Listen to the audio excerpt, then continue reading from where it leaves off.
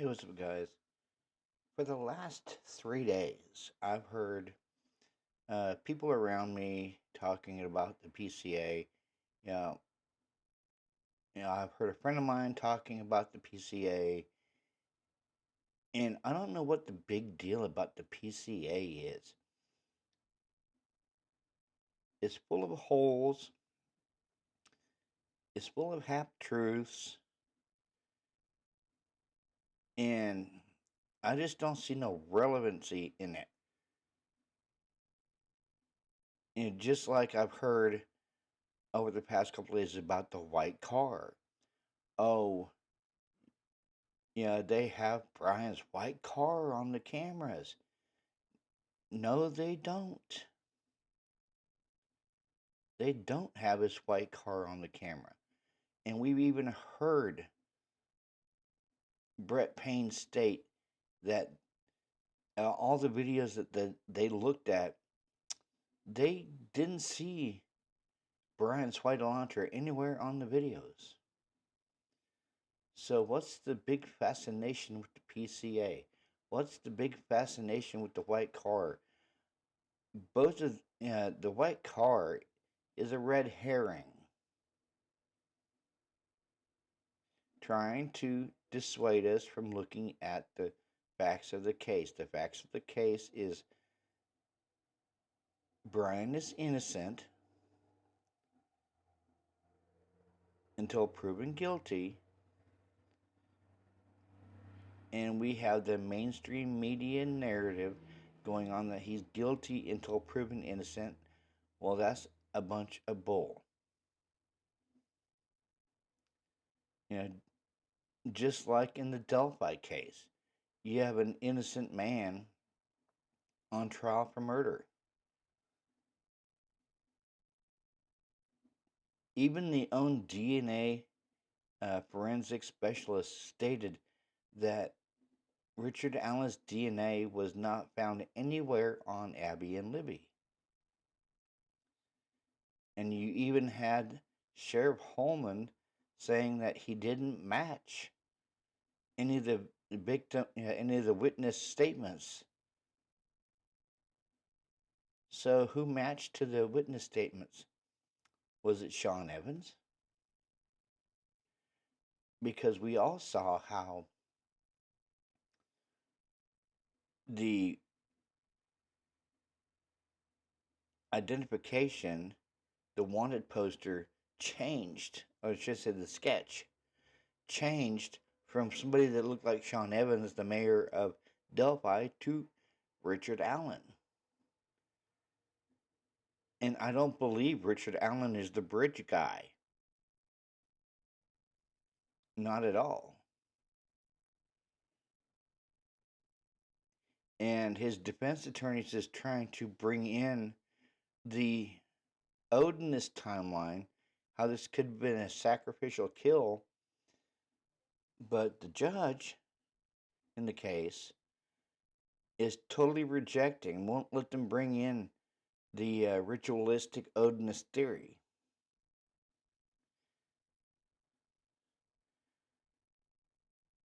And we have, in the Idaho 4 case,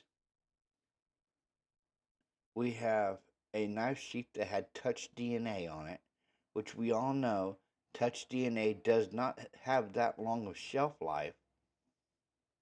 And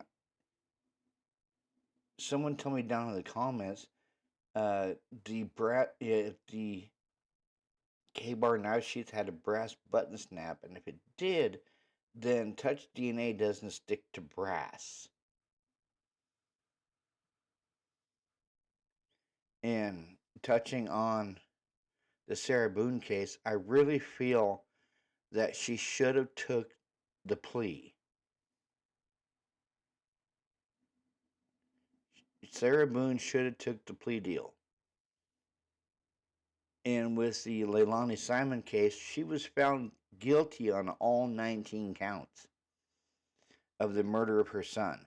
Now, should her mom be in trouble too? Because technically, Leilani wasn't allowed to be around her children. So was that the mom's blunder for allowing her around her children, even though she wasn't allowed to be around them.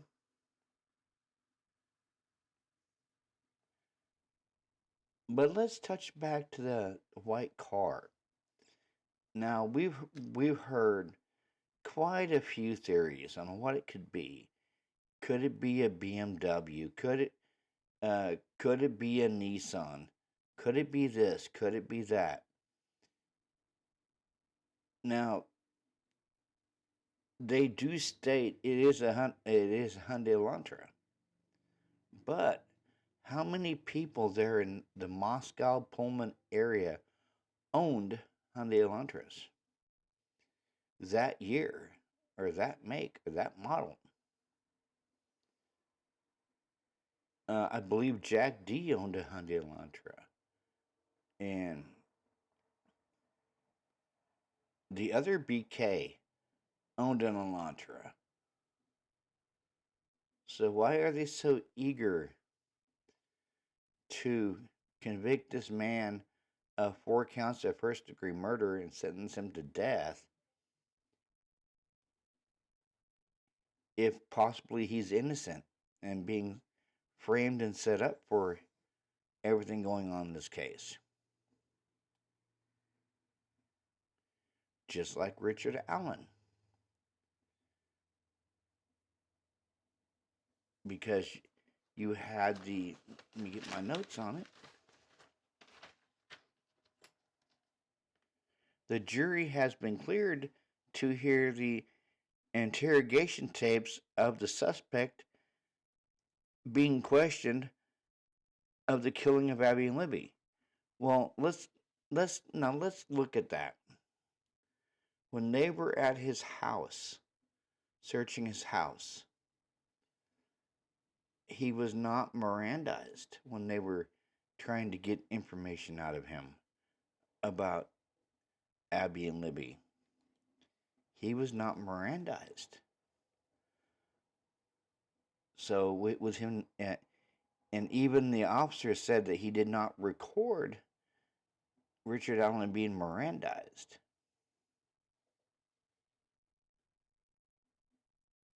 So why was those Miranda rights not recorded? And especially the evidence was gathered at the crime scene, Holloman stating mistakes were made in that case. So mistakes were made collecting the evidence at the crime scene of Abby and Libby. Could that crime scene being contaminated somehow? And even Richard Allen stated he don't know how the unspent bullet got at the crime scene. Could someone be setting Richard Allen up? Because if you look at it, guys, this man was tortured in prison by guards wearing odinous patches.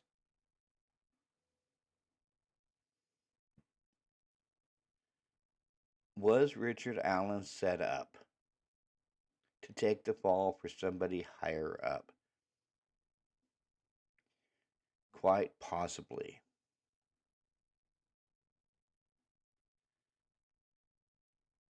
Is BK being set up to take the fall for somebody higher up? Quite possibly.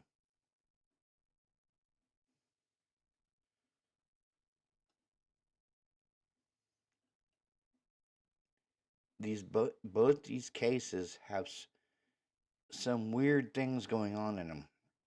Like in the Idaho case, you have the involvement, possibly, of Christ Church,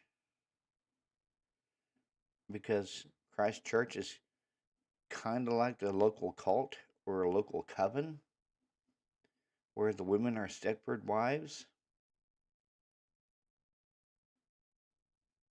And you have kind of Odinist traits going on in Delphi.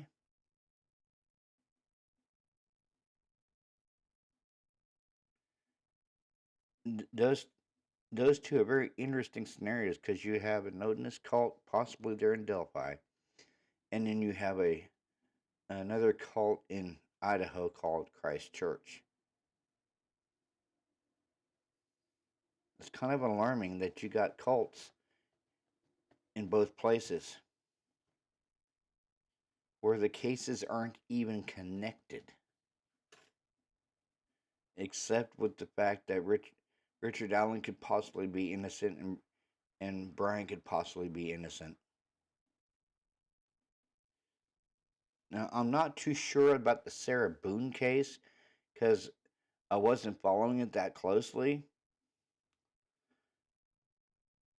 but she was found guilty in, as I understand it, what I was told, there was a plea deal in that case.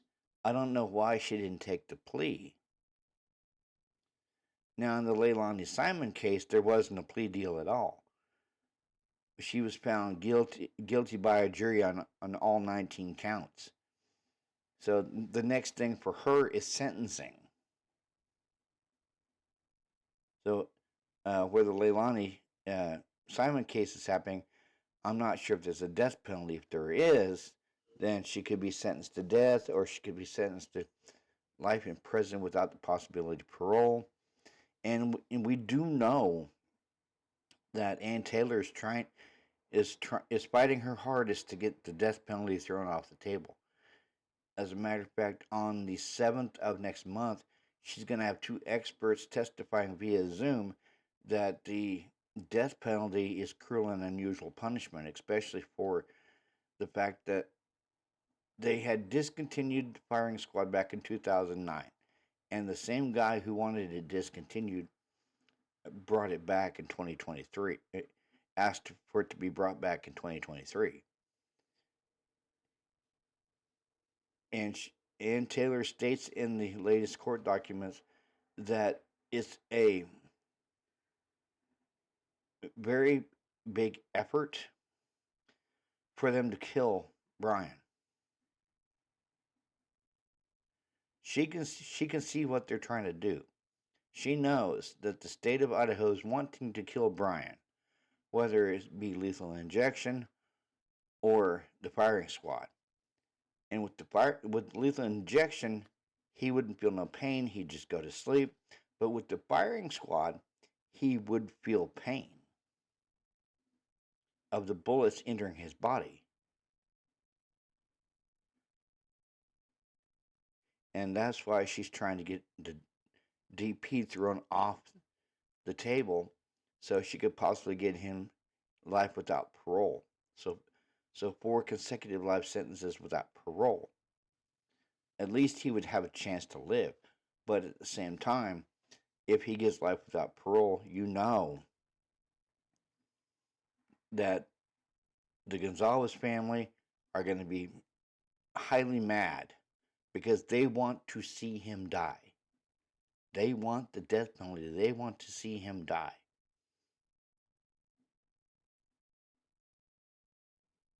And I noticed today that the Laramie's now have a GoFundMe on the Gonzalez family page.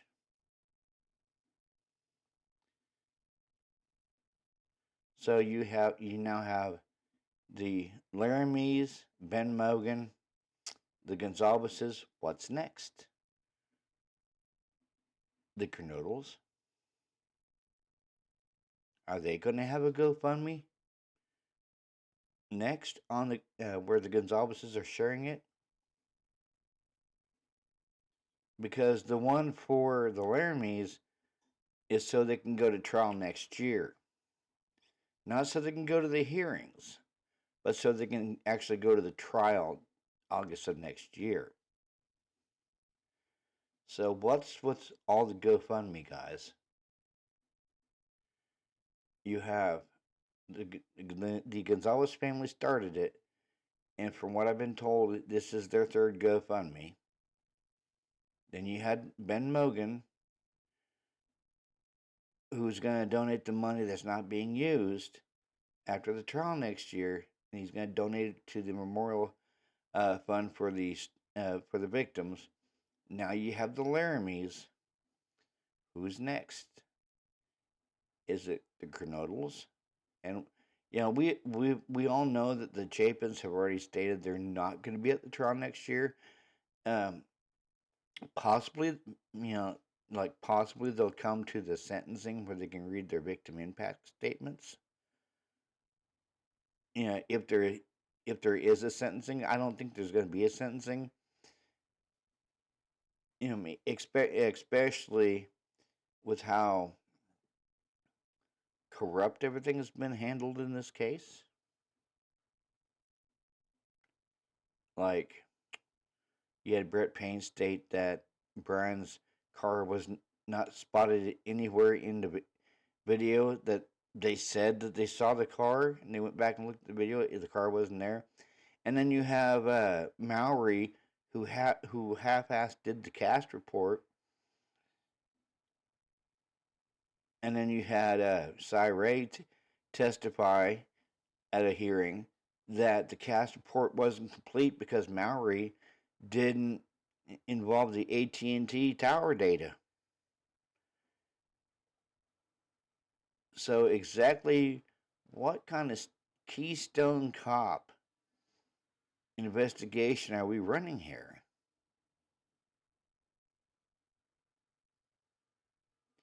The Moscow PD reminds me of the Keystone Cops with the Three Stooges. The Delphi case is on, the trial is on day 9, and they're expecting it to go for a while. But I would like to know why the judge in the case is refusing to allow cameras in the courtroom. Like, what is the judge in this case trying to hide that she don't want cameras in the courtroom? It's kind of odd.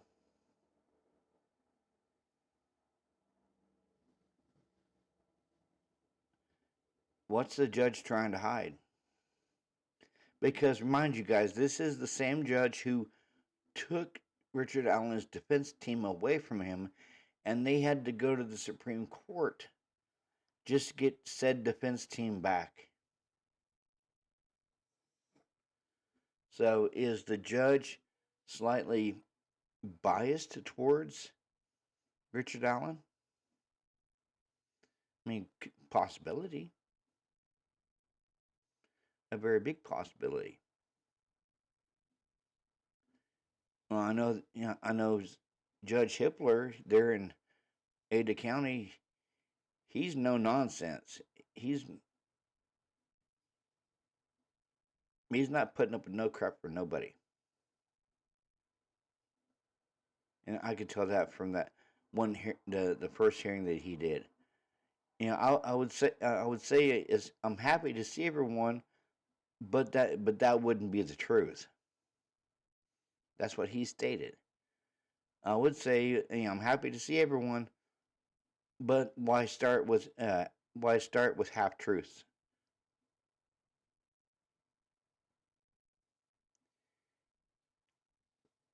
See, I don't know why Judge decided to do the trial date June of next year, knowing it would be summertime and parents would want to spend time with their kids. So, I mean, I give it up to Judge Hippler for moving the trial date till after summer or towards summer being over. Because the trial is supposed to go from August 11th, 2025 to November 7th, 2025. And that's like maybe a week before the 3-year anniversary of 1122 King Road. Now here's something ironic though. Thomas Creech. He was the gentleman that they botched the execution with a few months ago. They wanted to try round 2 of his execution on 11/13/2025. Oh no, 2024. So they wanted to try to re-execute Thomas Creech on the 2-year anniversary of the Idaho 4. Now, the reason why the execution was a botch is because the medical technician couldn't find his vein when they were trying to put the needle in for the IV for the lethal injection. His vein kept rolling on them.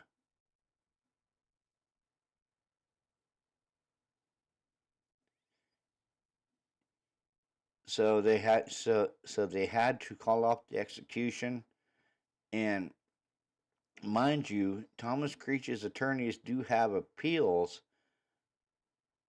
right now in the Idaho Supreme Court, but they're going to try to execute him for the second time on 11/13/2024.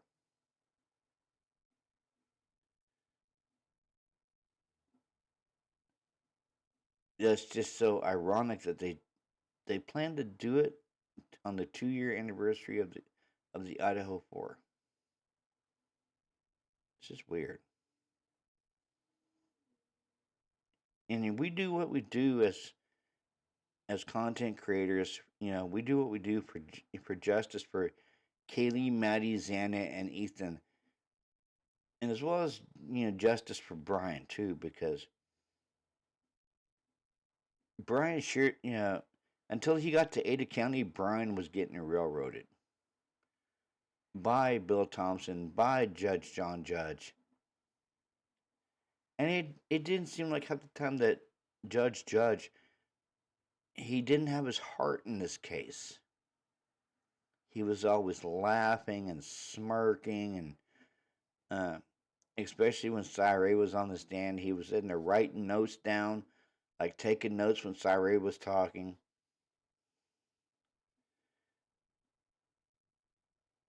Now, in the Richard Allen case, now someone tell me down in the comments, is he looking at life in prison or the death penalty there in Indiana? Someone down in the comments, let me know.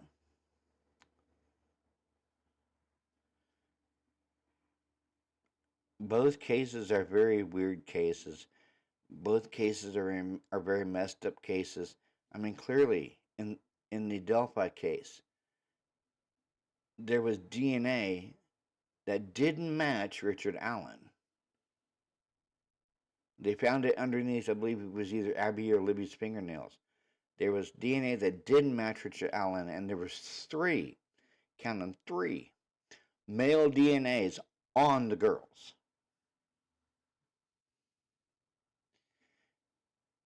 Yeah, 3 unknown male DNAs on the girls.